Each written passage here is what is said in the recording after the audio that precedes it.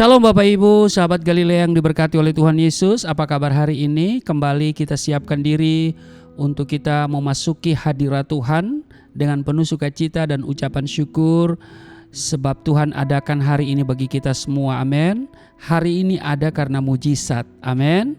Karena itu mari kita datang kepada Tuhan sebelum kita beraktivitas, sebelum kita masuki dunia kerja kita di hari ini. Mari kita berdoa. Bapa Surgawi, Allah, di dalam nama Yesus Kristus, kami kuduskan namamu, datanglah kerajaan-Mu, jadilah kehendak-Mu di bumi seperti di surga. Kami bersyukur karena hari ini Tuhan adakan bagi kami, dan sebelum kami masuki dunia kerja kami hendak membaca, dengar dan renungkan firman-Mu. Urapi kami, buka hati pikiran kami tolak setiap roh, setiap kuasa yang tidak memuliakan Tuhan, dan setiap roh yang merampas perhatian, konsentrasi, dan yang mencuri kebenaran firman-Mu kami patahkan, hancurkan dalam nama Tuhan Yesus. Urapi kami semua, urapi hamba-Mu, dan kiranya firman Tuhan hari ini memberikan kami kekuatan untuk kami melangkah di hari ini. Di dalam nama Tuhan Yesus Kristus kami berdoa dan mengucap syukur. Amin.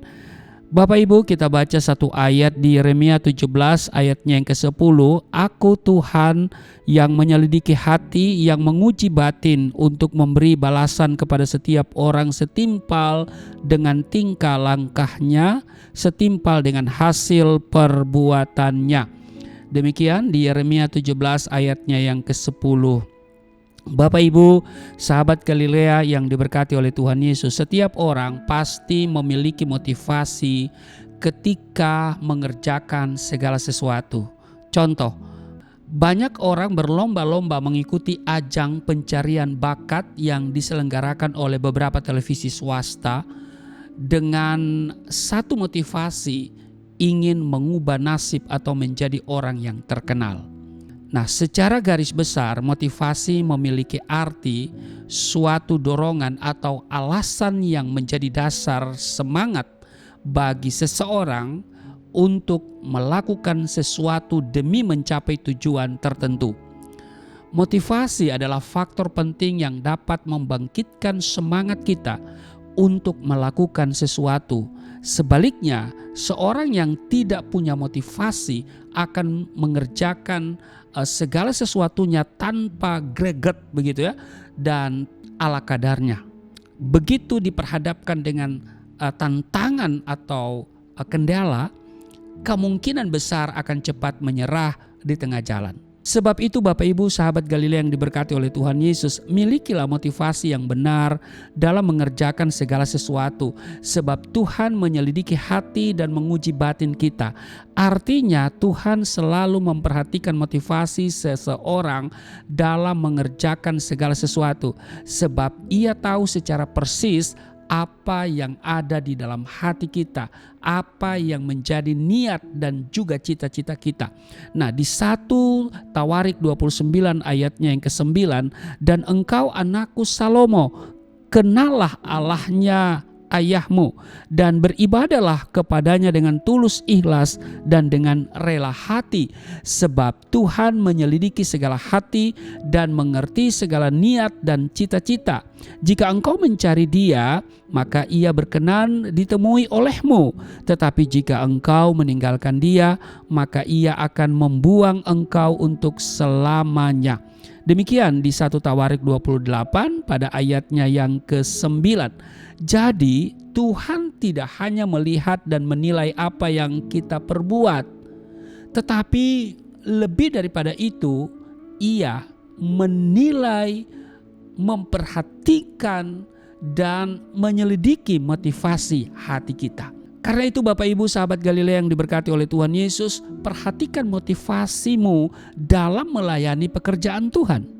Apakah saudara melayani karena tergiur iming-iming materi atau ingin mendapatkan pujian dari manusia? Saya sebagai hamba Tuhan, motivasi saya adalah mempersembahkan hidup saya kepada Tuhan, ya kan, memberi hidup karena Tuhan sudah menebus hidup saya sehingga saya menjadi pekabar kasih karunia-Nya. Amin. Ya, karena itu mari kita memiliki motivasi yang benar. perhatikan juga saat saudara memberi persembahan ya dan menolong orang lain.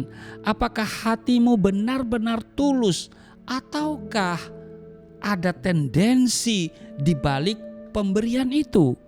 Sekalipun kita bisa menyembunyikan motivasi hati kita dari manusia, tapi semuanya tetap ada terbaca jelas di mata Tuhan. Dalam hal beribadah, melayani pekerjaan Tuhan dan membangun hubungan dengan sesama, biarlah motivasi hati kita tetap terjaga ketulusannya. Di dalam Mazmur pasal 101 ayat 2, aku hendak memperhatikan hidup yang tidak bercela. Bilakah engkau datang kepadaku, aku hendak hidup dalam ketulusan hatiku. Begitu juga dengan Rasul Paulus, saudara. Dia berusaha menjaga kemurnian hatinya dalam melayani Tuhan. Itu terdapat di Kisah Rasul 24 ayat 16. Sebab itu aku senantiasa berusaha untuk hidup dengan hati nurani yang murni di hadapan Allah dan manusia. Karena itu Bapak Ibu sahabat Galilea yang diberkati oleh Tuhan Yesus, ingat, Tuhan itu baik bagi orang yang tulus bersih hatinya. Amin. Selamat beraktivitas. Tuhan Yesus memberkati. Mari kita berdoa. Terima kasih untuk hari ini. Kami diingatkan supaya kami dalam segala hal memperhatikan motivasi hati kami. Sebab Engkau memperhatikan hati setiap manusia. Dan karena itu Engkau Tuhan yang menyelidiki hati, yang menguji batin. Dan Engkau memberikan balasan kepada tiap orang setimpal dengan tingkah langkahnya, setimpal dengan hasil perbuatannya. Kami mau selalu tulus dan bersih hati di hadapan-Mu. Dan apa yang kami kerjakan dengan sungguh-sungguh. Bukan kepada manusia tetapi seperti kepada Tuhan. Kami tahu upahnya juga dari Tuhan. Terpujilah Engkau, berkati seluruh sahabat Galilea dalam seluruh tugas dan kerja mereka hari ini. Tuhan berikan mereka perlindungan, penyertaan Tuhan sempurna supaya mereka melihat kebesaran Tuhan melalui apa yang mereka kerjakan. Ada mujizat, ada berkat yang berkelimpahan. Di dalam nama Yesus Kristus kami berdoa dan mengucap syukur. Amin.